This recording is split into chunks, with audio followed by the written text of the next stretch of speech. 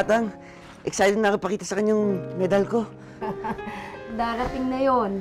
At sigurado ako pag nakita niya yan, matutuwa yun. Inang! Inang! Inang! Kuya, tinan mo, nanalo ako. Huwag kayong mabibigla sa ibabalita ko, Inang. Apay, anya nga Rod? Inang, si Tatang nabalilo. Well, puntahan na natin. Inang, puntahan na natin sa ospital si Tatang. Lakasan mo yung loob, anak. Walang masamang mangyayari sa tatay mo. Excuse me, kayo po ba yung pamilya ng pasyente? Opo. Well, napuruhan po yung mister ninyo.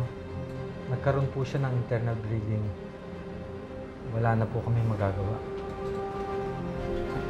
Well, ikaw pala, Virgie. Dito, dali. Dali dito.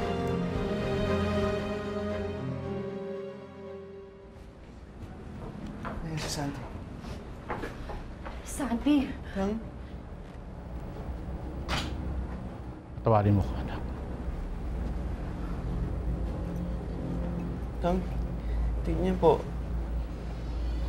Nanalo po ako. Alam ko. Alam niyo?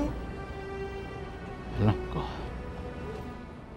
Nandun ako nung palakpakan ka na lahat. Nandun po kayo, nakita niyo po ako.